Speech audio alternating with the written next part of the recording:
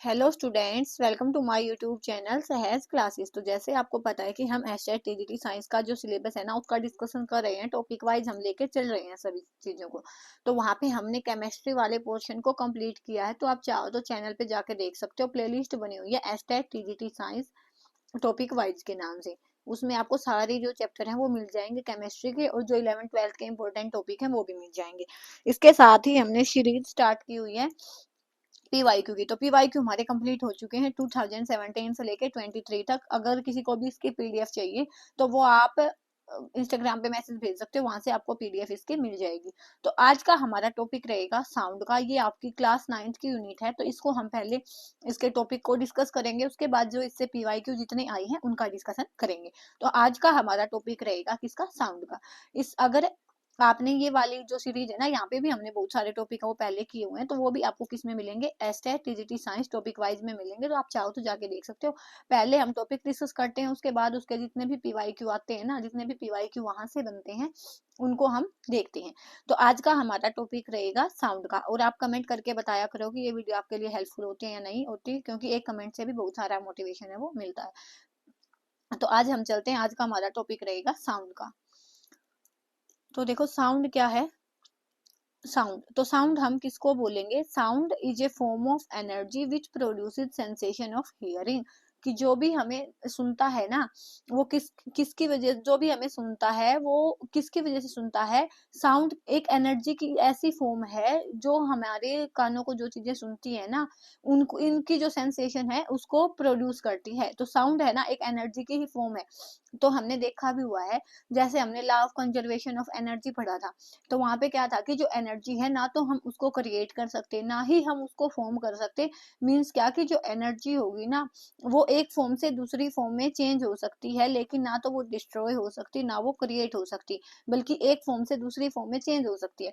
तो यहाँ भी हमारे पास क्या है कि हमारे पास अलग अलग मेथड होते हैं जिनसे हम अलग अलग फॉर्म्स ऑफ एनर्जी को किसमें चेंज करते हैं, साउंड एनर्जी में चेंज करते हैं। तो जो हमें सुनता है वो किसकी वजह से सुनता है, वो साउंड है ना एक एनर्जी की फॉर्म ही है जो सेंसेशन प्रोड्यूस करती है सुनने की।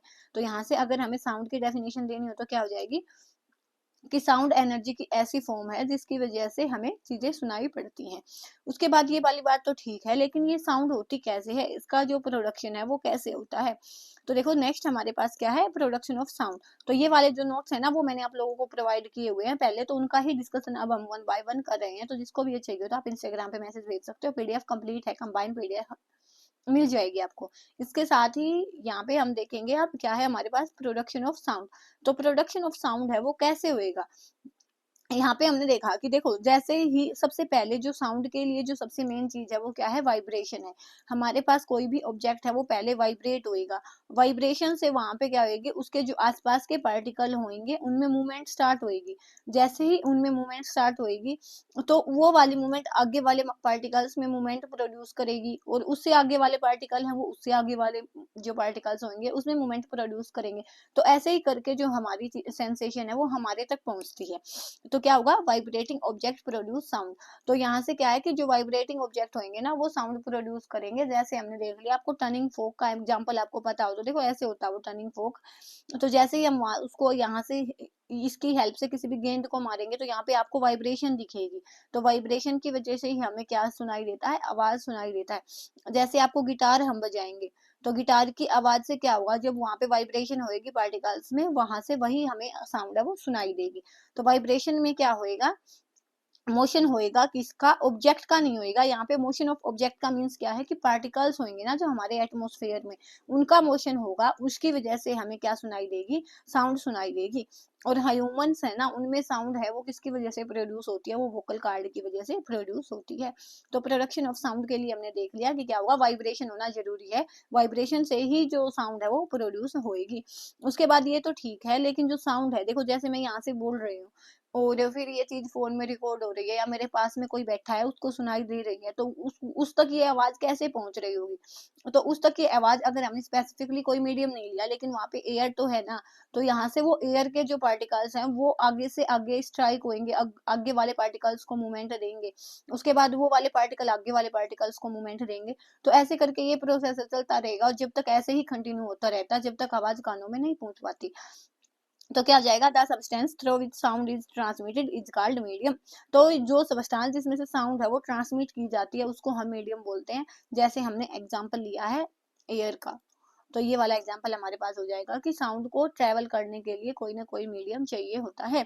तो वैक्यूम में साउंड है वो नहीं होएगी, सॉलिड में हो सकती है, लिक्विड में होएगी, गैस में होएगी। अगर आप किसी भी वैक्यूम वाली जगह पे जाओगे ना तो वहां पे साउंड है आप नहीं सुन पाओगे। तो इसलिए वैक्यूम में नहीं लेते हम साउंड। साउंड को ट्रेवल करने के लिए, एक दूसरे तक आवाज पहुंचने के लिए मीडियम चाहिए होगा। अगर आप वैक्यूम वाली प्लेस पे हैं और वहां पे आपस में बातें करना चाहोगे तो नहीं सुन पाओगे, क्योंकि वहां पे साउंड को ट्रेवल करने के लिए कोई मीडियम चाहिए, वहां पे आपको कोई मीडियम नहीं मिलेगा। तो इसलिए ये क्या है कि प्रोपेगेशन ऑफ साउंड का मतलब क्या है कि साउंड को ट्रेवल करने के लिए कोई ना कोई मीडियम चाहिए होगा। उसके बाद क्या है कि देखो, wave is a disturbance that moves through a medium but particles are not moving. कि देखो वेव है ना वो मूव होती है, लेकिन जो उसके पार्टिकल्स होते हैं वो मूव नहीं होते। वैसे ही मैंने बताया ना, जैसे ऑब्जेक्ट मूव नहीं होता। जैसे देखो मैंने यहाँ से बोला है, यहाँ मैं खड़ी हूँ, आगे कोई भी एक आदमी खड़ा है, तो इसके बीच में कोई भी एयर है। तो जैसे ही मैंने साउंड प्रोड्यूस की है, साउंड प्रोड्यूस होने से यहाँ पे जो एयर के पार्टिकल होंगे उनमें होगी मूवमेंट। मूवमेंट होगी तो यहाँ पे क्या होगा, प्रेशर इंक्रीज होगा। अब प्रेशर इंक्रीज होने की वजह से ये वाले पार्टिकल हैं, जो ये आगे वाले पार्टिकल है ना, इनके साथ स्ट्राइक करेंगे। स्ट्राइक करके ये ऐसे इनके साथ स्ट्राइक करेंगे तो इनमें मूवमेंट हो जाएगी और ये वापस अपनी इसी पोजीशन पे आ जाएंगे। अब हमारी जो मूवमेंट है यहाँ तक पहुंच चुकी है, और आगे क्या होगा, फिर आगे भी तो एयर के पार्टिकल होंगे। ये वाले पार्टिकल क्या करेंगे, इसके साथ कोलाइड करेंगे, इसके साथ स्ट्राइक करेंगे, तो इनमें प्रेशर इंक्रीज होएगा, इनमें मूवमेंट होएगी और ये वापस से अपनी इसी पोजीशन पे आ जाएंगे। तो फिर ये वाले पार्टिकल ऐसे ही नेक्स्ट के साथ करेंगे। तो ये वाला प्रोसेस जब तक चलेगा जब तक इस वाली आवाज है मेरी यहाँ तक नहीं पहुंचेगी। तो ऐसे होता है पार्टिकल्स में। तो यहाँ से देखो, यहाँ से पार्टिकल्स हैं वो तो नहीं मूव हुए ना, यहाँ पे क्या है, डिस्टरबेंस हुई है बस पार्टिकल्स की वजह से, कि इन्होंने इसको डिस्टरबेंस दी, इन पार्टिकल्स ने आगे वाले को दी और इन्होंने इससे आगे वाले को डिस्टरबेंस है वो दी है। तो डिस्टरबेंस होता है, यहाँ पे मूवमेंट नहीं होता। तो यही चीज यहाँ पे बताई गई है कि A wave is a disturbance that moves through a medium but particles are not moving। कि वेव है ना एक डिस्टरबेंस होती है, लेकिन यहाँ पे पार्टिकल्स हैं वो मूव नहीं होते। तो उसके बाद क्या है, sound is a mechanical wave. तो ये वाला क्वेश्चन आपसे पूछा जा सकता है कि साउंड क्या होती है, मैकेनिकल वेव होती है। मैकेनिकल वेव कौन सी वेव होती है, जो जिनको मीडियम चाहिए होता है। तो जिन वेव को ट्रेवल करने के लिए मीडियम चाहिए होता है वो मैकेनिकल होती है। लाइट को ट्रेवल करने के लिए कोई मीडियम नहीं चाहिए होता। तो जैसे हमारे पास सनलाइट आती है ना, तो सनलाइट है तो वहां पे मीडियम होए ना होए लेकिन सनलाइट हमें मिलेगी मिलेगी। तो लाइट है वो इलेक्ट्रोमैग्नेटिक वेव की जैसे होती है, और इलेक्ट्रोमैग्नेटिक वेव होती है ना वो नॉन मैकेनिकल वेव के जैसे काम करती हैं। तो ये वाला क्वेश्चन आपसे पूछा जा सकता है कि साउंड है वो मैकेनिकल वेव होएगी या नॉन मैकेनिकल वेव होएगी। तो साउंड है आपकी वो एक मैकेनिकल वेव होएगी, क्योंकि इसको ट्रैवल करने के लिए मीडियम चाहिए होगा, और लाइट है ना उसको ट्रैवल करने के लिए मीडियम नहीं चाहिए होता। तो वो क्या होती है, नॉन मैकेनिकल वेव होती है। ठीक है, उसके बाद यहाँ से हमने देख लिया। उसके बाद क्या है, देखो ये वाली चीज मैं आपको इसलिए समझा रही हूँ, नोट्स तो मैंने आपको दे दिए, लेकिन जब तक नहीं पता चलेगा ना आपको मैंने लिखा क्या है यहाँ पे, तो आप समझ नहीं पाओगे। इसलिए मैं आपको क्विक रिवीजन करवा रही हूँ। यहाँ पे आपको 1 घंटा मैक्सिमम क्लास मिलेगी, क्योंकि जल्दी जल्दी ही मैं करवाती हूँ। जो एग्जाम ओरिएंटेड होता है बस वही बताती हूँ, फालतू की बातें मैं नहीं करती। तो 1 घंटा भी अगर आपने इसको दिया है, अगर आपके पास टाइम नहीं है तो आप 2x स्पीड से इसको सुन सकते हो और आपका रिवीजन हो जाएगा। तो हमारे पास साउंड क्या हो जाएगी, मैकेनिकल वेव, और लाइट क्या हो जाएगी, नॉन मैकेनिकल वेव। उसके बाद 2 टर्म आती है हमारे पास, लॉन्गिट्यूडिनल और ट्रांसवर्स वेव। ठीक है, तो हमारे पास 2 टर्म आएंगे। 2 वेव जो होती हैं, आपने 2 वेव देखेंगे यहाँ पे। जैसे हमने साउंड वेव देखी है, तो यहाँ पे पार्टिकल्स का जो मोशन है ना वो कैसे हो रहा है, टू एंड फ्रो हो रहा है। कि यहाँ से जो पार्टिकल है वो आगे वाले को एनर्जी देगा और वापस आ जाएगा। तो पहले आगे गया पीछे हुआ, मीन्स क्या है कि आगे और पीछे मूवमेंट है। ऐसे ही यहाँ पे, लेकिन यहाँ पे ऊपर नीचे आपको मूवमेंट नहीं दिखेगी। जब हमारे पास ऐसे पार्टिकल्स की मूवमेंट हो कि वहां पे वो आगे और पीछे ही हुई, तो हम उनको क्या बोलते हैं, उन वाली वेव्स को हम बोलते हैं लॉन्गिट्यूडिनल वेव। और जो वेव्स हमारे पास ऊपर नीचे होती हैं, जैसे जिनकी मूवमेंट, जैसे हम रस्सी फेंकोगे ना आप, तो उसमें कैसी वेव दिखेगी आपको, ऐसे दिखेगी, एक बार ऊपर जाएगी नीचे जाएगी ऐसे जाती है। तो जब पार्टिकल्स की मूवमेंट है वो ऊपर नीचे होती है तो हम उसको बोलेंगे ट्रांसवर्स वेव। तो यही डिफरेंस होता है लॉन्गिट्यूडिनल वेव में और जो हमारी ट्रांसवर्स वेव है, इन दोनों में। तो जो लाइट होएगी वो लॉन्गिट्यूडिनल वेव होएगी। तो क्यों होएगी लॉन्गिट्यूडिनल वेव, क्योंकि यहाँ पे जो मूवमेंट है ना पार्टिकल की वो टू एंड फ्रो है, ट्रांसवर्स नहीं है। ऊपर नीचे नहीं हो रही मूवमेंट पार्टिकल्स की। तो लाइट क्या है, सबसे पहले मैकेनिकल वेव है क्योंकि इसको मीडियम चाहिए। उसके बाद लॉन्गिट्यूडिनल है क्योंकि इसमें जो मूवमेंट होता है पार्टिकल्स का वो टू एंड फ्रो होता है, ऊपर नीचे नहीं होता। उसके बाद जो लाइट होती है वो नॉन मैकेनिकल वेव होती है। नॉन मैकेनिकल वेव होएगी, साथ में ट्रांसवर्स होएगी क्योंकि इसमें जो पार्टिकल्स की मूवमेंट होती है वो ऊपर नीचे होती है, टू एंड फ्रो नहीं होती। तो यही चीज बताई गई है कि ट्रांसवर्स होएगी और यहाँ पे होएगी। अब देखो यहाँ पे हमारे पास मीडियम है और लाइट वेव है ना, वो कैसे ट्रेवल करेगी, हमने अप एंड डाउन बोला तो अप एंड डाउन बोला है, तो ये लाइट के क्या होएगी, परपेंडिकुलर होगी ना पार्टिकल की मोशन। तो ट्रांसवर्स में जो मोशन होती है वो पार्टिकल्स की, वो हमारी जो उसके जो हमने मीडियम लिया उसके परपेंडिकुलर होएगी। तो ये वाली चीज भी आप यहाँ से देख सकते हो। मोस्ट कॉमन मीडियम साउंड के लिए हम लेते हैं एयर। तो ये वाली चीज यहाँ तक थी। तो पूरा पेज मैंने आपको क्लियर करवाया कि यहाँ पे लिखा क्या है, एक बार वापस से रिवाइज करवाती हूँ।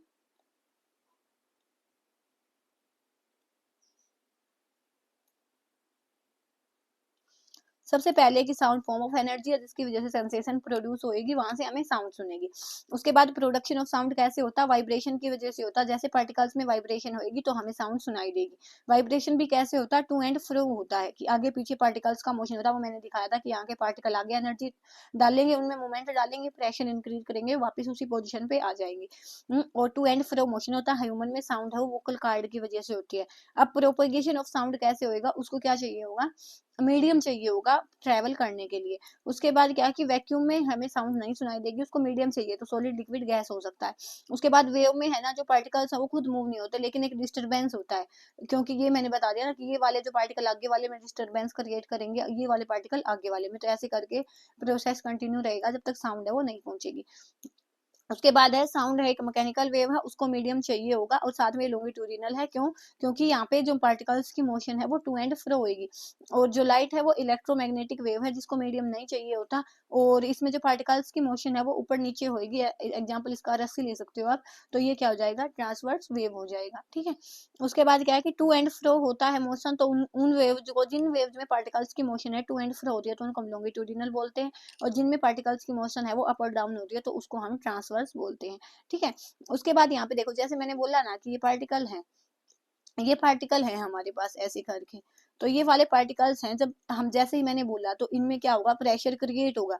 तो प्रेशर क्रिएट होगा तो एकदम से क्या होगी, डेंसिटी बढ़ेगी यहाँ पे पार्टिकल्स की। जैसे यहाँ पे डेंसिटी बढ़ी, अब जैसे ही ये वाले जो पार्टिकल्स हैं वो आगे वाले में ट्रांसफर करेंगे अपनी जो ये प्रेशर है, अपनी जो वाइब्रेशंस हैं, तो यहाँ पे ये वापस से किस में आ जाएंगे, लो प्रेशर की स्टेट में आ जाएंगे। तो जब हमारे पास हाई प्रेशर की स्टेट होती है, जब पार्टिकल्स हैं वो आगे की साइड मूव करेंगे ना, तो हाई प्रेशर क्रिएट करेंगे। हाई प्रेशर को हम क्या बोलते हैं, कंप्रेशन बोलते हैं। और जब पार्टिकल्स हैं वो आगे वाले में एनर्जी डाल के वापस से पीछे आएंगे ना, तो वहां पे कौन सा रीजन हो जाएगा, लो प्रेशर का रीजन हो जाएगा, जिसको हम क्या बोलते हैं, रेयर फ्रैक्शन बोलते हैं। तो यहाँ पे ये पजली मत होना, क्या लिखा मैंने, लो प्रेशर रीजन को हम कंप्रेशन बोलेंगे और हाई प्रेशर रीजन को हम कंप्रेशन बोलेंगे और लो प्रेशर रीजन को हम रेयर फ्रैक्शन बोलेंगे। तो यही चीज यहाँ पे बताई गई है। एग्जाम्पल के लिए देखो, यहाँ से मैं समझाऊंगा आपको। तो यहाँ तो आपको ये वेव दिखाई गई है कि कैसे वेव बनता है। ये कहाँ पे बनेगा, देखो यहाँ पे हम प्रेशर लिखते हैं। तो यहाँ पे हमारे पास जब भी प्रेशर हाई होगा, हाई प्रेशर कब होगा, जैसे ही जो हम साउंड निकालते हैं ना, तो वहाँ पे एकदम से वाइब्रेशन बनती है, तो वहाँ पे हाई प्रेशर रीजन बनेगा। तो हाई प्रेशर रीजन यहाँ पे बना है, तो हाई प्रेशर रीजन को हम क्या बोल रहे हैं, कंप्रेशन बोल रहे हैं। तो यहाँ पे क्या हुआ, कंप्रेशन हुआ। अब यहाँ पे क्या होगा, एक बार कंप्रेशन हो चुका होगा, देखो जैसे नीचे वाले में देखो, ठीक है, एक बार कंप्रेशन हो चुका होगा। अब ये जो कंप्रेशन है वो क्या करेगा, जब ये पार्टिकल है वो आगे वाले में एनर्जी भेज देंगे और खुद लो प्रेशर वाली स्टेट में होंगे, तो उसको हम बोलेंगे रिफ्लेक्शन। तो यहाँ से हमारे पास ऐसे आया तो क्या कि प्रेशर डिक्रीज हुआ है, तो डिक्रीज हुआ तो इस वाली पोजिशन को हम क्या बोलेंगे, रेयर फ्रैक्शन बोलेंगे। ठीक है। तो और वापस से फिर से प्रेशर है वो आगे वाले का इंक्रीज कर देंगे, इंक्रीज करेंगे तो फिर से कंप्रेशन हो गया। ऐसे ही फिर से हमारे पास रेयर फ्रैक्शन हो जाएगा। तो यही प्रोसेस है वो कंटिन्यूटी में चलता रहेगा। तो जैसे स्पीकर में साउंड आती है ना, कि पहले यहाँ पे एकदम से साउंड है, पार्टिकल्स में वाइब्रेशन होगी तो कंप्रेशन का रीजन है। फिर ये पार्टिकल क्या करेंगे, नेक्स्ट वाले में अपनी एनर्जी को डालेंगे और वापस से आप ये ऐसी स्टेट में आ जाएंगे जहाँ पे प्रेशर कम है, तो वहां पे उसको हम रेयर फ्रैक्शन बोलेंगे। अब ये पार्टिकल नेक्स्ट वाले में मूवमेंट डालेंगे तो एकदम से वहां से प्रेशर इंक्रीज होगा तो कंप्रेशन हो जाएगा और उसके बाद रेयर फ्रैक्शन। ऐसे ही जो ये डिस्टर्बेंस होती है ना, इसी की वजह से देखो ये वेव बनी हुई है ना, ओवरऑल ये किसकी वजह से बनी हुई है, इस डिस्टर्बेंस की वजह से ही बनी हुई है। तो वेव क्या होता है कि डिस्टर्बेंस होता है। जैसे यही चीज यहाँ पे बताई है कि यहाँ से आप देखो ना, यहाँ पे हमने बोला कि हम हाई प्रेशर को कंप्रेशन बोल रहे हैं, तो यहाँ पे डेंसिटी भी ज्यादा है, तो आप डेंसिटी को प्रेशर से रिलेट कर सकते हो कि अगर डेंसिटी पार्टिकल्स की ज्यादा है तो वहां पे प्रेशर भी इंक्रीज ज्यादा होगा, और प्रेशर ज्यादा होने की वजह से वहां पे क्या होएगा, कंप्रेशन होएगा। अगर पार्टिकल्स की डेंसिटी है वो कम है तो वहां पे क्या होगा, प्रेशर भी कम होगा, प्रेशर भी कम होगा, तो उस केस में क्या होएगा, हमारे पास रेयर फ्रैक्शन होएगा। तो ऐसे आपने इनको समझना है।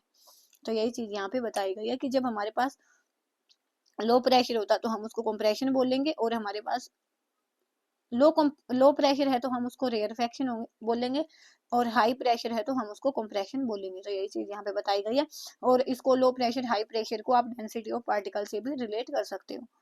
उसके बाद नेक्स्ट है कि जो आपकी स्पीड रहेगी ना वो सॉलिड में सबसे ज्यादा रहेगी, देन लिक्विड, देन गैस। तो साउंड की स्पीड अगर आपसे पूछी जाए कि सबसे ज्यादा किस में है, तो सबसे पहले सॉलिड में होएगी, देन लिक्विड में, देन गैस में, और सबसे कम किस में होएगी, वैक्यूम में। ठीक है। तो देखो when the coils become closer, तो जब कोइल्स कम पास पास होंगे, यहाँ से देखो अगर पार्टिकल्स हमारे पास पास पास होंगे तो क्या बोलते हैं, हम उसको कंप्रेशन बोलते हैं, और पार्टिकल्स हैं वो दूर दूर होंगे तो हम उसको क्या बोलेंगे, रेयरफेक्शन बोलेंगे। उसके बाद है particles move in direction parallel to the direction of propagation of disturbance. तो जो पार्टिकल्स है वो इसी डायरेक्शन में मूव कर रहे हैं ना, जहाँ पे हमारे पास जो इसकी डिस्टरबेंस की प्रोपेगेशन हो रही है उसी साइड है वो मूव करेंगे, जैसे यहाँ पे है।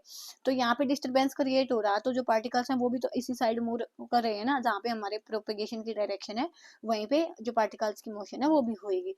When we throw a stone in pond, तो जब आप पॉन्ड में स्टोन है वो डालते हो, तालाब में आप एक पत्थर डालते हो ना, तो वहां पे आपको क्या दिखेगा, वहां से जो मोशन दिखेगी ना वो आपको टू एंड फ्रो नहीं दिखेगी, ऊपर नीचे दिखेगी। जैसे डालोगे ना एकदम से तो पानी ऊपर नीचे होता है ऐसे, तो ऐसी वेव्स को हम क्या बोलते हैं, ट्रांसवर्स वेव बोलते हैं। तो ऐसे पूछा जा सकता है कि जब हम पानी में पत्थर फेंकते हैं तो ये किसका एग्जाम्पल होएगा, ये ट्रांसवर्स वेव का होएगा, लॉन्गिट्यूडिनल वेव का नहीं होएगा। लॉन्गिट्यूडिनल वेव हम किसको बोलते हैं, जब टू एंड फ्रो मोशन हो, आगे पीछे का मोशन हो।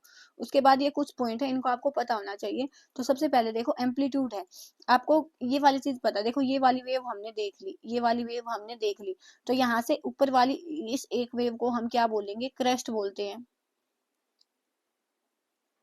ठीक है, क्रेस्ट बोलते हैं, और नीचे वाली को हम क्या बोलते हैं, ट्रफ बोलते हैं।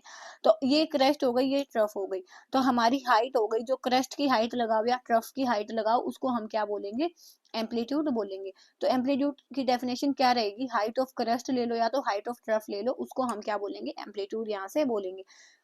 उसके बाद सेकंड है वेवलेंथ। वेवलेंथ हम किसको बोलेंगे, देखो ये हमारे पास वेव है, तो हमने बोल दिया कि इसकी हाइट है ना, जितनी भी इसकी हाइट होएगी, इसकी हाइट हो या इसकी हाइट हो, हाइट को हम क्या बोलेंगे, एम्पलीट्यूड बोलेंगे,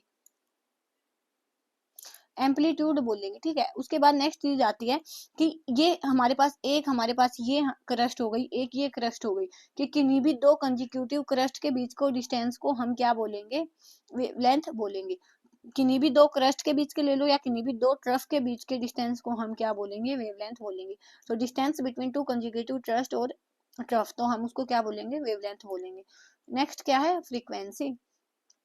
तो फ्रीक्वेंसी क्या होती है, number of oscillations per unit time. तो एक ऑसिलेशन हम कब मानते हैं, एक ऑसिलेशन हम जब मानते हैं कि जब हमारे पास यहाँ से क्रस्ट है वो अपनी पीक पे है, लो हाई प्रेशर पे है हमारी वेव, उसके बाद ये लो प्रेशर पे जाएगी और फिर से हाई प्रेशर पे जाएगी ना, तो इसको हम एक कंप्लीट ऑसिलेशन मानते हैं।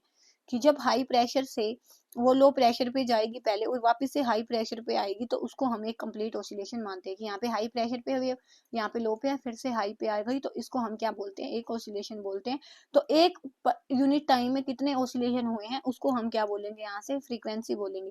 और फ्रीक्वेंसी किसका अपोजिट होती है, हमारे पास वेवलेंथ का अपोजिट होती है। तो फ्रीक्वेंसी को आप क्या लिख सकते हो, 1/λ भी लिख सकते हो।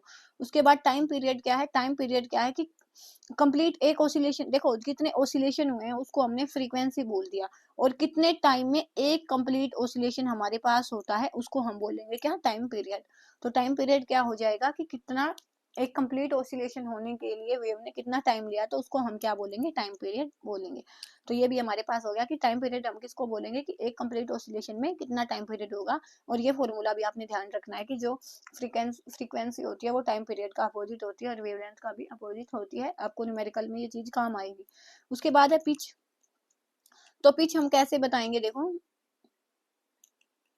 पिच हम कैसे बताएंगे कि हमारे पास जैसे हम साउंड सुनते हैं ना, तो साउंड सुनते हैं तो एक आप देखोगे कि जो जैसे बड़ा आदमी हो जाता है, जिसकी एज अच्छी खासी हो जाती है, ओल्ड हो जाता है जब कोई आदमी, तो उसकी आवाज में आपको भारीपन मिलेगा। उसकी आवाज में जो भारीपन होता है वो किस पे डिपेंड होएगा, उसकी पिच पे डिपेंड होएगा। तो पिच अगर हम बोलना चाहें तो हमारा जो दिमाग है ना, वो जैसे साउंड हमारे पास आई तो हमारा जो माइंड है उसको कैसे इंटरप्रेट करेगा, उसको हम बोलते हैं पिच। अब हाई फ्रीक्वेंसी होएगी। अब जैसे एक छोटा बच्चा है तो आप अगर उसकी आवाज सुनोगे ना, तो उसकी आवाज आपको बिल्कुल तेज धार वाली सुनेगी, एकदम से सुनेगी। और एक आवाज ऐसी हो कि आपको वहां पे भारीपन सा दिखेगा, तो वहां पे हमारी जो फ्रीक्वेंसी होएगी वो भी ज्यादा होएगी और पिच है वो भी ज्यादा होएगी। और जो एडल्ट है वहां पे फास्ट वाइब्रेशन होएगी, फास्ट वाइब्रेशन होएंगी तो उसकी जो पिच है, देखो यहाँ पे अगर हाई फ्रीक्वेंसी है तो भी आपकी हाई पिच होएगी और फास्ट वाइब्रेशन है तो भी आपकी हाई पिच होएगी।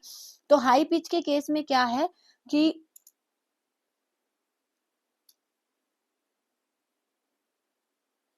हाई पिच में क्या है कि आपको एकदम से आवाज है वो आपको जैसे हाई पिच है, हाई पिच में उसकी जो फ्रीक्वेंसी है वो ज्यादा होगी। फ्रीक्वेंसी है तो जो हमें आवाज सुनाई देगी ना वो भी अच्छी सुनाई देगी। और जब आवाज में भारीपन होगा, जब आवाज आपको मोटी सुनाई दे, जैसे मोटी आवाज नहीं होती भारीपन होता है, तो शायद मैंने पहले उल्टा बोल दिया, तो एक बार इसको वापस से बताती हूँ। देखो कि यहाँ पे अगर हमारे पास भारीपन है, आवाज में भारीपन है, आवाज में मोटाई है, जैसे मोटा नहीं बोलते हम किसी को, बोलते हैं कि इसकी आवाज थोड़ी सी मोटी है, तो वहां पे क्या होगा, हम बोलेंगे कि उसकी लो पिच है और उसकी फ्रीक्वेंसी भी लो है। और जैसे आपने एक बच्चे की आवाज सुनी हो तो वहां पे उसकी आवाज आपको तेज मिलेगी, तेज धार जैसी बिल्कुल पतली आवाज मिलेगी। पतली आवाज अगर वहां पे है तो हम उसको क्या बोलेंगे कि उसकी जो फ्रीक्वेंसी है वो भी हाई है और उसकी जो पिच है वो भी हाई है। ठीक है, तेज धार है और आवाज पतली है तो उसकी फ्रीक्वेंसी भी हाई होगी और उसकी पिच भी हाई होगी। अगर लो फ्रीक्वेंसी है तो उसकी आवाज में मोटाई मिलेगी, आपको भारीपन मिलेगा। ये किसके केस में होती है, जब हमारी एज जो है वो बड़ी हो जाती है। और ये आपको बच्चों के केस में मिलेगी, मोस्टली जो आपके 5 साल से छोटे बच्चे होते हैं ना, उनकी आवाज एक बार आप सुनना। ठीक है, उसके बाद है loudness of sound. Loudness of sound को हम कैसे कैसे मेजर करेंगे, कि देखो हम एम्पलीट्यूड देख के आए हैं अभी। अब एम्पलीट्यूड क्या होता है, जैसे हमने वेव बनाई है तो यहाँ पे हाइट इसकी लगाओ या इसकी लगाओ, तो उसको हम क्या बोलते हैं, लाउडनेस बोलते हैं साउंड की। तो क्वालिटी ऑफ साउंड किस पे डिपेंड करेगी, यहाँ पे quality of sound, timber, timber का मतलब क्या है कि कैसे हम डिफरेंशिएट कर पाते हैं। जो जैसे साउंड है, कोई भी हमारे पास साउंड है, उसकी पिच भी सेम है, उसका एम्पलीट्यूड भी सेम है, लेकिन हमारे कानों तक, हियरिंग तक वो कैसी पहुंच पाती है, उसकी क्वालिटी क्या होती है। जैसे आपने ये देखा है ना, क्वालिटी को इंक्रीज करने के लिए तरह तरह के माइक यूज करते हैं, तरह तरह के माइक्रोफोन यूज करते हैं, तो वो क्वालिटी कैसी होगी साउंड की, देखो सेम फ्रीक्वेंसी की साउंड होगी और एम्पलीट्यूड भी सेम होएगा, लेकिन अगर वहां पे उसकी क्वालिटी को इम्प्रूव किया गया है, उसकी क्वालिटी कैसी है, वो हम किसकी हेल्प से बताते हैं, टिम्बर की। तो टिम्बर का यूज कब किया जाता है, उसकी क्वालिटी बताने के लिए साउंड की। जैसे देखो, बोल तो मैं अब भी रही हूँ, विदाउट माइक में बोलूंगी तो आवाज कुछ हो रहेगी और माइक के साथ बोलूंगी तो क्वालिटी है उसकी इम्प्रूव होके आएगी। तो वही क्वालिटी ऑफ साउंड कौन बताता है, हमें टिम्बर बताएगा। उसके बाद क्या है, टोन है क्या, इस साउंड ऑफ सिंगल फ्रीक्वेंसी। तो एक सिंगल फ्रीक्वेंसी की जो साउंड होएगी उसको हम क्या बोलते हैं, टोन। मीन्स एक ही फ्रीक्वेंसी उसमें होएगी तो उसको हम बोलते हैं टोन, की सारी जो फ्रीक्वेंसी है ना वो सेम है। उसके बाद अगर sound of which is a mixture of several frequencies, तो उसको हम बोलेंगे नोट। तो ये छोटी छोटी डेफिनेशन आपने याद रखनी है। नोट हम किसको बोलेंगे, कि जब एक मिक्सचर होगा फ्रीक्वेंसी का। एग्जाम्पल आप किसका लोगे, नोट के केस में देखो गिटार हो गया। तो गिटार के केस में क्या है कि आप देखोगे अलग अलग वायर लगे होते हैं, तो वहां पे हर वायर की अपनी एक फ्रीक्वेंसी होती है जो अरेंज की होती है। तो वहां पे वायर है, अगर जब वायर बजाया जाएगा ना तो उसकी सारी फ्रीक्वेंसी है वो मिक्सअप होगी, तो वहां पे मिक्सचर मिलेगा हमें किसका, फ्रीक्वेंसीज का। तो जब फ्रीक्वेंसीज का मिक्सचर होता है तो उसको हम नोट बोलते हैं, और सिंगल फ्रीक्वेंसी हम यूज करेंगे तो उसको हम टोन बोलते हैं। तो हमें पता है, देखो स्पीड क्या होती है, डिस्टेंस बाई टाइम होती है। अब डिस्टेंस हमने देखो ये वाली ये वाली हमारे पास वेव है, तो डिस्टेंस हमने इस यहाँ से यहाँ तक का डिस्टेंस हमने क्या माना, लैम्डा माना है। तो यहाँ से अगर हमें स्पीड बतानी है तो वो क्या हो जाएगी, डिस्टेंस हमने क्या माना, लैम्डा, और टाइम हमारे पास क्या हो जाएगा, टी, लैम्डा बाई टी। तो देखो स्पीड हमारे पास v से हम दिखाते हैं तो ये हो जाएगा लैम्डा टी। तो यहाँ से अगर आप 1/t क्या होता है हमारे पास, फ्रीक्वेंसी है ना, उसको हम क्या बोलते हैं, 1/टाइम बोलते हैं। तो 1/टाइम के प्लेस पे हम क्या लिख सकते हैं, 1, यहाँ पे लैम्डा एज इट इज, और 1/टाइम के हम लिख दिया फ्रीक्वेंसी। ये तो फ्रीक्वेंसी है और ये स्पीड है, तो ऐसे हमारा रिलेशन आ गया, याद रखना न्यूमेरिकल में पूछा जाएगा। तो क्या है, स्पीड हो गया, स्पीड क्या होता है, डिस्टेंस बाई टाइम। डिस्टेंस हमने देख लिया कि वेवलेंथ को हम मानते हैं, तो वेवलेंथ बाई टाइम। तो यहाँ से आप निकालोगे तो आपका ये रिलेशन आएगा, इसको आपने याद रखना है। उसके बाद नेक्स्ट क्या है, intensity of sound. Intensity of sound का क्या है, इंटेंसिटी ऑफ साउंड को देखो हम माप सकते हैं, लेकिन लाउडनेस को माप नहीं सकते। लाउडनेस का मतलब है कि हमारे कानों तक आवाज है वो कैसे पहुंच रही है, और इंटेंसिटी का मतलब है कि जो साउंड है ना वो एक यूनिट एरिया में से कितनी मेजर हो रही है। तो इंटेंसिटी को हम माप सकते हैं, लेकिन लाउडनेस को आप कैलकुलेट नहीं कर पाओगे। तो यही डिफरेंस होता है इनमें, कि लाउडनेस को आप कैलकुलेट नहीं कर पाओगे और इंटेंसिटी आप कैलकुलेट कर सकते हो। तो इंटेंसिटी क्या होती है कि कितनी साउंड एनर्जी पास हुई है एक यूनिट एरिया में से, उसको हम क्या बोलेंगे, इंटेंसिटी बोलेंगे। हर एक सेकंड में एक यूनिट एरिया में से कितनी एनर्जी पास हो रही है, तो उसको हम बोलते हैं इंटेंसिटी। और लाउडनेस क्या है कि हम हमारे कानों तक कैसी आवाज पहुंच रही है, उसको हम बोलते हैं लाउडनेस। जैसे हम चिल्ला के बोले तो तेज आवाज आएगी, हम बिल्कुल धीरे से बोलेंगे तो कम आवाज आएगी, तो उसको हम बोलते हैं लाउडनेस। उसके बाद क्या है कि जैसे sound of thunder is hears after light is seen. तो जैसे बिजली कड़कती है, तो जब बिजली कड़केगी ना तो पहले आपको क्या होगा, साउंड पहले सुनाई देगी, या आपको जो लाइट है वो पहले सुनाई देगी, दिखेगी। तो आप देखोगे ना, पहले आपको लाइट दिखेगी वहां पे, पहले हमें चमकती हुई लाइट दिखती है, उसके बाद हमें साउंड सुनाई देती है। तो यहाँ से हमें क्या पता चला कि जो लाइट की स्पीड है वो क्या है, साउंड से ज्यादा है। तो अगर कंपैरिजन करना पूछा जाए ना कि लाइट और स्पीड में किसकी स्पीड है वो ज्यादा होगी, लाइट और साउंड में, तो आप कैसे याद रखोगे, बिजली के कड़कने से, कि पहले हमें बिजली चमकती हुई दिखाई देती है, बाद में आवाज सुनती है। बिजली पहले चमकी मीन्स क्या, कि स्पीड ऑफ लाइट ज्यादा है और स्पीड ऑफ साउंड क्या है, कम है। एल्यूमिनियम में सबसे फास्टर होती है स्पीड ऑफ साउंड। उसके बाद क्या है, अगर स्पेसिफिकली किसी मीडियम में देखें, जैसे हमने कोई पार्टिकल लिया है, हमने कोई भी साउंड देखनी है, वो हमने सॉलिड में देखनी है। तो अगर एक मीडियम, किसी भी स्पेसिफिक मीडियम में हम देखें, सॉलिड में देखें, लिक्विड में देखें या गैस में देखें, स्पेसिफिकली किसी भी मीडियम में हम देखेंगे ना, तो वो स्पीड है साउंड की, वो किस पे डिपेंड होएगी, टेम्परेचर पे डिपेंड होएगी। अगर हमने टेम्परेचर को बढ़ाया है तो फ्रीक्वेंसी बढ़ेगी, फ्रीक्वेंसी बढ़ेगी तो स्पीड ऑफ साउंड है वो भी बढ़ेगी। तो ऐसे करके आप इसको याद रखना कि जैसे ही किसी भी पर्टिकुलर मीडियम में, सॉलिड हो, लिक्विड हो, गैस हो, अगर हमने टेम्परेचर को बढ़ाया तो स्पीड ऑफ साउंड है वो भी इंक्रीज होएगी। उसके बाद क्या है कि हमारे पास जब स्पीड है ना, कोई भी ऐसा ऑब्जेक्ट हमारे पास आया है कि जो जो साउंड की स्पीड को एक्सीड करे जाए, तो उस केस में हम क्या बोलते हैं, सोनिक बूम बोलते हैं। तो when speed of any object that exceed the speed of sound is called supersonic speed. तो सुपरसोनिक स्पीड हम कब बोलेंगे उसको, जब साउंड ऑब्जेक्ट की जो स्पीड है ना वो साउंड की स्पीड को एक्सीड कर जाए। सुपरसोनिक बीम प्रोड्यूस शॉक, तो इनकी वजह से क्या होता है, शॉक प्रोड्यूस होता है। और इनमें क्या होता है, लार्ज अमाउंट ऑफ एनर्जी होती है। The air pressure associated with this shock waves produce a loud sound called sonic boom. Boom, इन्हीं वेव्स, देखो अगर हमारे पास कोई ऑब्जेक्ट है, उसकी जो स्पीड है ना वो ज्यादा है, किसकी स्पीड से, लाइट की स्पीड से ज्यादा है, लाइट की स्पीड से ज्यादा है, तो वहां पे हमें जो वेव्स मिलेंगी उनको हम बोलते हैं सोनिक वेव्स। ठीक है, और वो वाली वेव्स हैं उनकी वजह से जो एनर्जी होएगी वो भी बहुत ज्यादा अमाउंट ऑफ एनर्जी प्रोड्यूस होती है, और उसकी वजह से शॉक वेव्स प्रोड्यूस होती हैं जिनको हम बोलते हैं सोनिक बूम। और ये इतनी ज्यादा होती हैं कि इनकी वजह से जो बिल्डिंग्स हैं वो भी डैमेज हो जाती हैं। उसके बाद है रिफ्लेक्शन ऑफ लाइट। जैसे हमने देखा था ना रिफ्लेक्शन ऑफ लाइट, वैसे ही रिफ्लेक्शन ऑफ साउंड भी होता है। सबसे पहले यहाँ पे क्या था, इको। इको हम किसको बोलते हैं, when we hear same sound again later. जैसे हम पहाड़ों में जाते हैं और चिल्ला के बोलते हैं तो वहां से सेम आवाज हमें वही सुनाई देती है ना जो हम बोलते हैं। तो वो किसकी वजह से होती है, इको की वजह से होती है। तो इको की वजह से होएगी क्या, कि when we hear same sound again. लेकिन इको की एक कंडीशन होती है, जैसे आप अपने रूम में बैठे हो और चिल्ला के बोलो तो क्या आपको सेम आवाज अलग से सुनाई देगी, नहीं देगी। और ऐसे ही आप एक उसमें बैठे हो, एक सुरंग में बोलोगे तो वहां से भी आपको मे भी कभी कभी आवाज है वो सुन सकते हो आप। तो वो किस पे डिपेंड होएगा कि कहाँ हमें इको सुनाई देगा और कहाँ पे हमें इको सुनाई नहीं देगा। तो अगर हमारे पास देखो यहाँ पे क्या है, the sensation of sound in brain is 0.1 second. तो इको के लिए जो सेंसेशन होगी ना साउंड की, वो 0.1 सेकेंड होगी। इसका मतलब क्या है कि जैसे यहाँ पे दीवार है, यहाँ पे दीवार है और यहाँ पे हम बोल रहे हैं, तो हम बोलेंगे कि यहाँ पे हमें इको सुनाई नहीं देगा। वो इको सुनाई कब नहीं देगा, या तो जो हमारे पास दीवार है वो यहाँ से हम बोले और जो दीवार तक आवाज जाएगी और वापस से टकरा के आएगी, तो वो टोटल टाइम है ना वो 0.1 सेकेंड होना चाहिए कि आवाज गई भी है और आई भी है, तो टोटल टाइम 0.1 सेकेंड से होना चाहिए।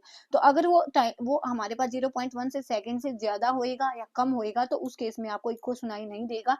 इको आपको तभी सुनाई देगा कि जब हमारे द्वारा बोली गई जो आवाज है वो वापस से हमारे पास किसी भी मीडियम से टकरा के रिफ्लेक्ट होके 0.1 सेकेंड में हमें सुनाई देगी, तभी इको प्रोड्यूस होगा, अदरवाइज नहीं होगा। तो इसीलिए आपको अगर एक कमरे में बैठे हो ना, तो वहां से भी आपको इको सुनाई नहीं देता। अब इसी के केस में एक छोटा सा न्यूमेरिकल है या क्वेश्चन पूछ ले क्वेश्चन, और क्या आता है यहाँ पे कि जो स्पीड होएगी वो क्या होती है, डिस्टेंस बाई टाइम होती है। तो स्पीड हमें पता है कि डिस्टेंस बाई टाइम होती है। अब स्पीड ऑफ लाइट है, स्पीड ऑफ साउंड है ना, वो कितनी होएगी, 344 मीटर पर सेकेंड होगी, ठीक है। और टाइम हमारे पास कितना है, 0.1 सेकेंड है। तो यहाँ से अगर वैल्यूज पुट करेंगे तो यहाँ से डिस्टेंस आएगा। तो डिस्टेंस आया कितना, स्पीड कितनी है 344 और टाइम है 0.1, तो कितना आया 344.4 आया। ये तो आया है डिस्टेंस। लेकिन अगर हम ये तो टोटल डिस्टेंस आया है ना, तो अगर आपने अपने घर में को सुनना है तो आपकी जो दीवार का डिस्टेंस होगा वो तो देखो ये तो टोटल डिस्टेंस है कि यहाँ से वेव जाएगी और वापस आएगी। तो उतने डिस्टेंस के लिए तो अगर डिस्टेंस आपको मिनिमम डिस्टेंस देखना है तो वो उसका हाफ हो जाएगा। तो इसका हाफ हो जाएगा, तो 17.2 ऐसा मिनिमम डिस्टेंस है, मीटर ऐसा मिनिमम डिस्टेंस है जहाँ पे आप इको है वो सुन सकते हो। तो ये मिनिमम डिस्टेंस के लिए आपको बताया है कि अगर यहाँ से पूरी दीवार की हम देखेंगे ना, टोटल डिस्टेंस आपका 34.4 आया है, तो टोटल में आपका यहाँ से यहाँ तक जाएगी वेव और वापस आएगी तब तक का है। लेकिन हमें चाहिए कि दीवार हम कितनी दूर बनाएंगे, तो इसका हाफ हो जाएगा, तो हो जाएगा 17.2 मीटर, क्योंकि सारी वैल्यू मीटर में है। तो इतना अगर डिस्टेंस है मिनिमम, तभी आप इको है वो सुन सकते हो। उसके बाद है रिवर्बरेशन। तो रिवर्बरेशन हम क्या बोलते हैं, देखो इको का मतलब है कि सेम साउंड आई है हमें, जो हमने बोला, जैसे हमने चिल्लाया तो वो सेम साउंड हमारे पास आई तो हम इको बोलेंगे। लेकिन जो रिपीटेड रिफ्लेक्शन होंगे वहां पे आपको मिक्सचर मिलेगा साउंड का।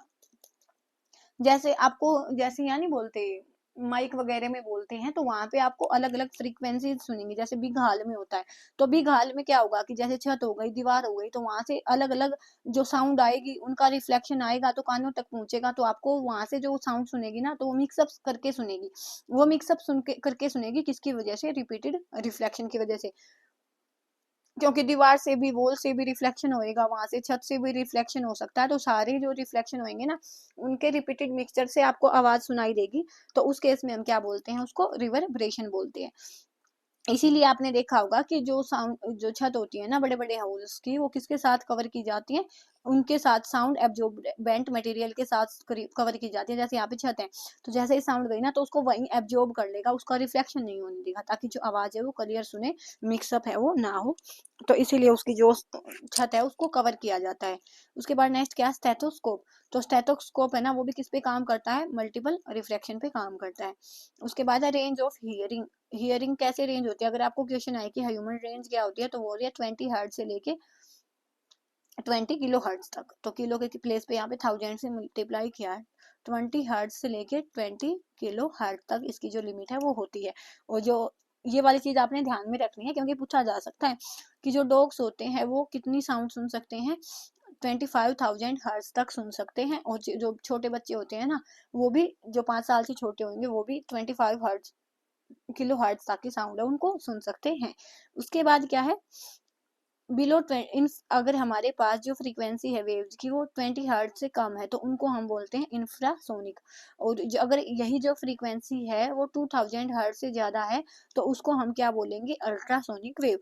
तो अगर इतनी फ्रीक्वेंसी, इससे नीचे फ्रीक्वेंसी, तो उसको इंफ्रासोनिक, अगर इधर से फ्रीक्वेंसी ज्यादा है तो उसको हम बोलेंगे अल्ट्रासोनिक वेव्स। राइनोसोर्स होते हैं ना, वो लेस देन 5 हर्ट्ज की फ्रीक्वेंसी को भी सुन सकते हैं। आपने देखा होगा ना, जैसे भूकंप आते हैं तो एनिमल्स हैं उनको पता चल जाता है, क्योंकि उनकी जो हियरिंग होती है ना, उनको बिल्कुल छोटी से छोटी फ्रीक्वेंसी की जो अगर साउंड प्रोड्यूस होगी तो वो भी सुनेगी। तो इसलिए भूकंप आने से पहले ही उनको पता चल जाता है कि भूकंप आने वाला है। उसके बाद है कि अर्थक्वेक होते हैं ना, वो किसकी वजह से आते हैं, इंफ्रासोनिक साउंड की वजह से।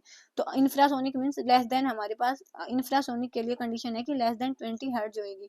तो लेस देन 20 हर्ट्ज की साउंड को भी जो एनिमल्स होते हैं वो सुन लेते हैं, तो इसीलिए उनको पता चल जाता है।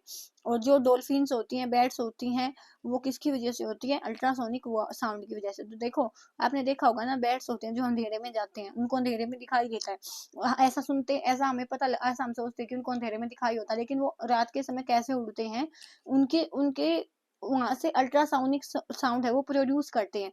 इनकी फ्रीक्वेंसी बहुत ज्यादा होती है, तो जैसे ही ऑब्जेक्ट से टकरा के आते हैं तो और रिफ्लेक्ट होके आते हैं, तो उनको पता चल जाता है कि साउंड के रिफ्लेक्शन से कि वहां पे आवाज, कोई ना कोई ऑब्जेक्ट है जिससे यहाँ पे ये चीज वापस से आई है, साउंड वापस से आई है। तो इसीलिए उनको पता चल जाता है कि आगे ऑब्जेक्ट है, यहाँ से हमें नहीं चलना, इधर से चलना है। तो ये बैट्स है वो किस पे काम करेंगे, उनमें कौन सी साउंड प्रोड्यूस करते हैं, वो अल्ट्रासोनिक साउंड है वो प्रोड्यूस करते हैं, जिसकी वजह से उनको रात के समय में चीजें पता चल जाती हैं कि आगे क्या चीज होगी, क्या नहीं होगी। हियरिंग साउंड हो गया, जैसे वो कैसे काम करेगा, जैसे हमने पहले साउंड ली है, उसके बाद उनमें क्या होता है, इलेक्ट्रिकल जो साउंड ली है ना हमने, वहां पे उसके बाद साउंड को किस में चेंज किया जाता है, इलेक्ट्रिकल सिग्नल में चेंज किया जाता है। उसके बाद वो इलेक्ट्रिकल सिग्नल है वो एम्पलीफाई किए जाते हैं। एम्पलीफाई मीन्स उनकी जो फ्रीक्वेंसी बढ़ाई जाती है, उनका उनका लेवल, जैसे आपको देखो, जिसको ऊंचा सुनाई देता है ना, जिसको कम सुनाई देता है, उनके लिए मशीन होती है, उसको हम हियरिंग एड बोलते हैं। तो उनके लिए मशीन होती है, तो वो क्या करेंगे, पहले जो साउंड उनको सुनाई देती है उसको इलेक्ट्रिकल सिग्नल में बदल देंगे। उसके बाद एम्पलीफाई करेंगे उनको, कि अगर कम सुनाई देता है तो उसको एम्पलीफाई करेंगे हायर फ्रीक्वेंसी के साइड के, उसको अच्छे से सुने। और अगर उसको ज्यादा, यहाँ से हम जैसे बोलते नहीं, बोलते ही उसके कान फट जाएंगे, तो उसको फ्रीक्वेंसी उसके अकॉर्डिंग होते हैं, लेकिन ज्यादा सुनने वाली प्रॉब्लम नहीं होती। मोस्टली क्या होता है कि हमारे पास कम सुनने वाली प्रॉब्लम होती है, तो वो क्या करेंगे, उन चीजों को एम्पलीफाई करके उसकी फ्रीक्वेंसी इंक्रीज करेंगे, और फिर क्या करेंगे, वापस से उसमें सिग्नल में चेंज करके उसको सिग्नल में, और वापस से हमारे कान तक वो पहुंचाएंगे। तो ऐसा होता है कि इसमें हियरिंग एड्स में। उसके बाद क्या है, अल्ट्रासाउंड। अल्ट्रासाउंड हम किसको बोलते हैं, हाई फ्रीक्वेंसी साउंड को बोलते हैं। तो हाई फ्रीक्वेंसी साउंड कहाँ पे यूज की जाती है, जैसे देखो, use to clean spiral tube, जैसे ये वाली ट्यूब नहीं होती, तो यहाँ पे हम ऐसे तो हाथ देके तो साफ नहीं कर पाएंगे, ऐसा कुछ भी नहीं मिलेगा आपको जो यहाँ पे साफ कर पाओगे। तो यहाँ से क्या होगा, इन अल्ट्रासाउंड से हम करेंगे, साफ करेंगे, कि इन वेव्स को हम पास करके यहाँ पे हम क्लीनिंग करेंगे।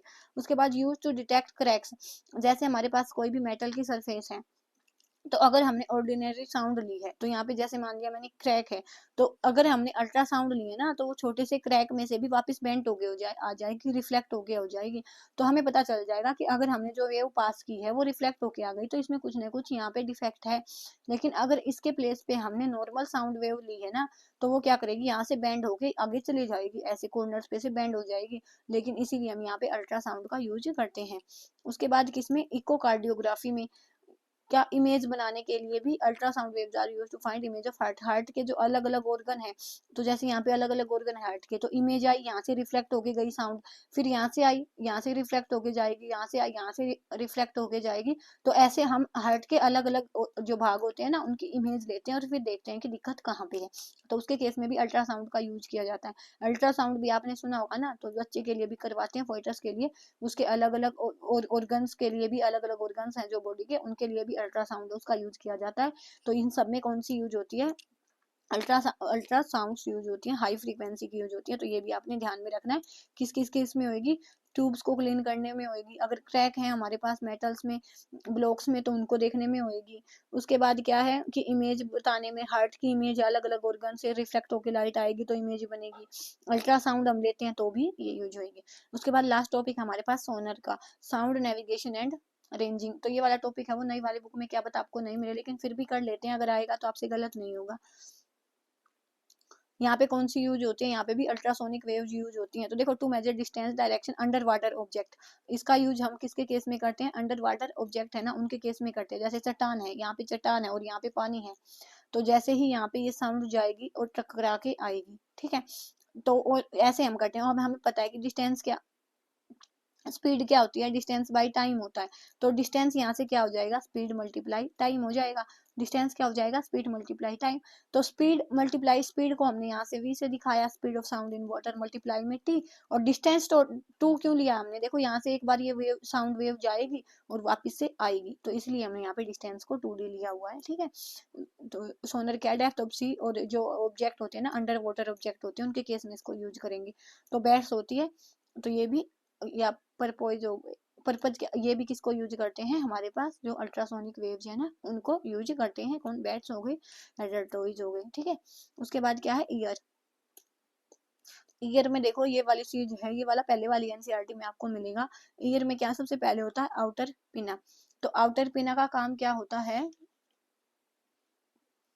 तो ईयर का काम क्या होता है, सबसे पहले ये देखो कि ईयर का काम क्या होता है कि हमारे पास जो साउंड है वहां से वो साउंड को लेगा और इलेक्ट्रिकल सिग्नल पे वहां पे चेंज होता है। इलेक्ट्रिकल सिग्नल में चेंज होके वहां पे देखो, जैसे हम बोलेंगे ना तो साउंड में क्या होगी, प्रेशर की वेरिएशन होगी। जैसे हमने बोला प्रेशर वेरिएशन होएगी, किसी की आवाज हम सुन रहे हैं, सामने वाले ने बोला, तो वहां पे प्रेशर की वेरिएशन होएगी। उसके बाद क्या होगा, वो किस में चेंज होंगी, फ्रीक्वेंसीज में बदलेंगी। हाई प्रेशर है तो हाई फ्रीक्वेंसी हो जाएगी। उसके बाद इलेक्ट्रिकल सिग्नल में चेंज होके ये चीज हमारे पास कहाँ तक पहुंचेगी, ब्रेन तक पहुंचेगी, और तब हमें सुनाई देता है। तो ये अलग अलग पार्ट में होता है। जैसे हमारा जो ईयर है उसके 3 पार्ट होते हैं, आउटर हो गया, मिडल हो गया, इनर हो गया। तो आउटर पार्ट को हम पिना बोलते हैं, आउटर पार्ट को हम पिना बोलते हैं। ये क्या करेगा, पहले साउंड, जैसे हमने साउंड बोली ना, उसको कलेक्ट करेगा, कलेक्ट करके, और ये हमारे ऑडिटरी कैनल है ना, इसके थ्रू ये साउंड है वो ईयर ड्रम तक पहुंचेगी। तो आउटर ईयर का काम क्या हो गया, साउंड कलेक्ट करेगा, उसके बाद ऑडिटरी कैनल के थ्रू इसको कहाँ तक पहुंचाएगा, ईयर ड्रम तक पहुंचाएगा, जो एक थिन मेम्ब्रेन होती है, जो कान का पर्दा नहीं बोलते हम उसको, ठीक है।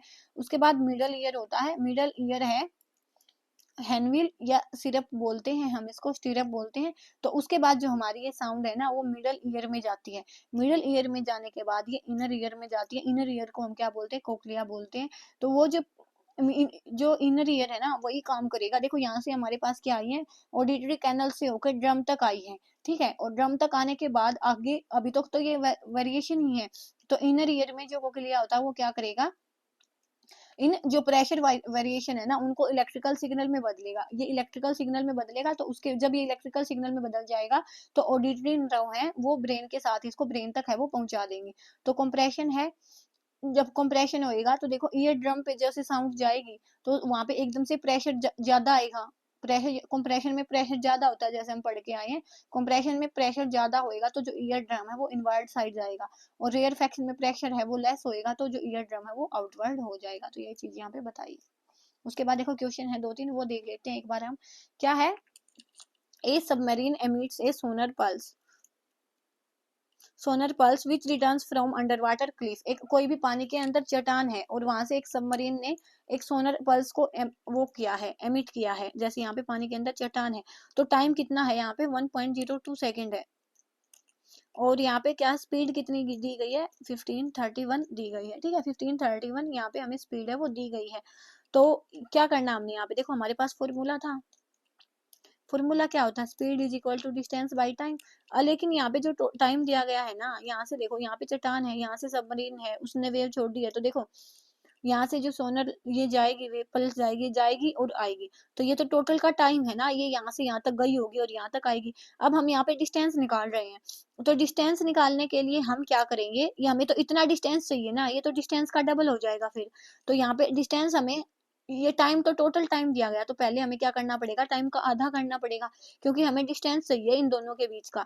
अगर हमने यहाँ से डिस्टेंस निकाला तो वो टोटल डिस्टेंस निकल के आएगा। तो इसलिए हमने यहाँ पे टाइम का हाफ किया, तो टाइम क्या हो जाएगा, 1.02 डिवाइड बाई 2, तो ये हो जाएगा 0.51। अब हम यहाँ पे वैल्यूज डाल देंगे, तो डिस्टेंस क्या हो जाएगा, यहाँ से स्पीड मल्टीप्लाई टाइम। तो स्पीड क्या है 1531 और टाइम क्या आ गया 0.51। तो जब आप इसको सोल्व करोगे तो आपका आंसर है वो आ जाएगा। उसके बाद नेक्स्ट देखो क्या है कि what are wavelength, frequency, time period. तो वेवलेंथ हम बता सकते हैं कि कंजिक्यूटिव क्रस्ट और ट्रफ के बीच के डिस्टेंस को हम वेवलेंथ कहते हैं। फ्रीक्वेंसी कितना हो गया, नंबर ऑफ ऑसिलेशंस कितने हुए हैं। टाइम पीरियड, एक कंप्लीट ऑसिलेशन में कितना टाइम लगा। एम्पलीट्यूड, हाइट ऑफ क्रस्ट ले लो या हाइट ऑफ ट्रफ ले लो, उसको हम क्या बोलेंगे, एम्पलीट्यूड बोलेंगे, ठीक है। उसके बाद वेवलेंथ और फ्रीक्वेंसी में क्या रिलेशन है, ये हमने देख लिया ना, कि जो स्पीड होती है वो क्या होगी, फ्रीक्वेंसी मल्टीप्लाई वेवलेंथ, ठीक है, ये भी हमने देख लिया। उसके बाद थर्ड देखो, calculate the wavelength of a sound wave whose frequency हमें गिवन है। तो फ्रीक्वेंसी हमें गिवन है 220 हर्ट्ज और स्पीड हमें गिवन है 440। तो देखो इसके ऊपर ही फॉर्मूला लिखा है,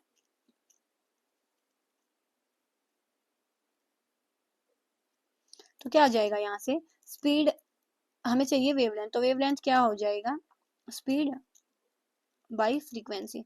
तो स्पीड कितनी गिवन है 440, और यहाँ से फ्रीक्वेंसी कितनी गिवन है 220, तो ये कैंसिल होएगा तो 2 आ जाएगा, डिस्टेंस कितना आ गया 2 आ गया। तो ऐसे ही न्यूमेरिकल आते हैं, हमें लगता है कि मुश्किल, अगर हम नहीं पढ़े तो ही मुश्किल है, अदरवाइज ये मुश्किल नहीं है।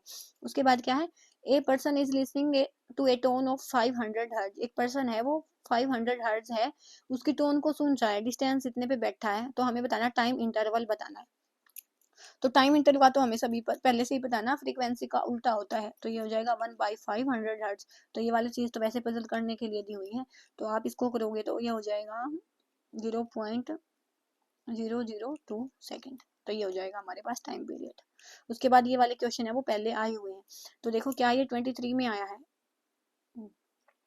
ये वाला रिलेशन भी आपने याद रखना है कि जो लाउडनेस और एम्पलीट्यूड के बीच में क्या होता है कि लाउडनेस है वो एम्पलीट्यूड के स्केयर के बराबर होता है, लाउडनेस है वो एम्पलीट्यूड के स्केयर के बराबर होएगा। If the amplitude of loudness of sound becomes twice, अगर एम्पलीट्यूड है लाउडनेस ऑफ साउंड का वो ट्वाइस हो जाता है, तो हमें बताना लाउडनेस कितनी इंक्रीज होएगी। तो एम्पलीट्यूड के प्लेस पे हमने 2a डालना है, तो साउंड में क्या होगा 2a का स्क्वायर, तो ये हो जाएगा 4a स्क्वायर। तो कितने टाइम्स हो गई ये 4 टाइम्स हो गई, तो ऑप्शन 2 आपका करेक्ट हो जाएगा। 23 में आया है। उसके बाद in which of following media speed of sound wave is greater, तो ये भी 23 में ही आया कि स्पीड ऑफ साउंड है वो किस में ज्यादा होगी, तो सबसे पहले सॉलिड में होती है, उसके बाद लिक्विड में, उसके बाद एयर में, देन वैक्यूम में, सबसे लास्ट में। तो सॉलिड का एग्जांपल ढूंढ लो, यहाँ पे क्या होगा, जो फ्लिंट ग्लास है वही आपको सॉलिड का केस मिलेगा, तो ऑप्शन 2 आपका सही हो जाएगा। उसके बाद है देखो, beats are hear due to interference of two sound waves, हमें बीट सुनाई देती है जब दो वेव्स का इंटरफेरेंस होता है।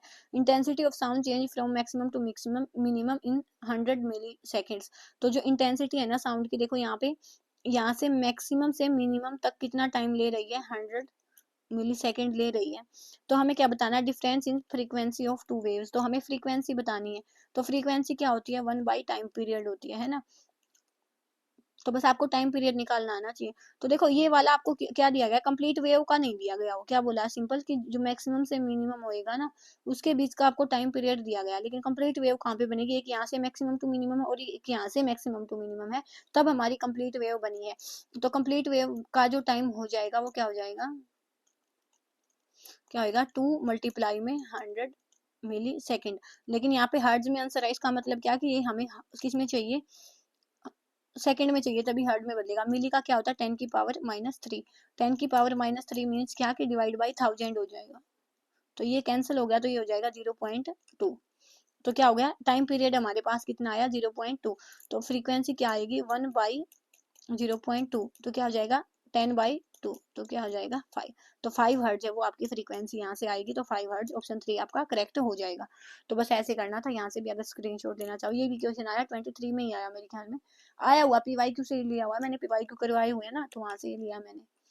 उसके बाद देखो, a turning fork A of frequency 384 hertz gives 6 beats in 2 second, 6 beat देता है 2 सेकेंड में। तो हमें बताना है कि अनदर टॉर्क हमने फोक लिया है बी, तो फ्रीक्वेंसी हमने बतानी है बी की, तो कैसे निकालेंगे, देखो फ्रीक्वेंसी क्या होती है number of oscillations per unit time, तो कितनी बीट ली है 6 ली है, 2 यहाँ से होगा क्या हो जाएगा 3, तो फ्रीक्वेंसी इसकी कितनी आई 3 आई।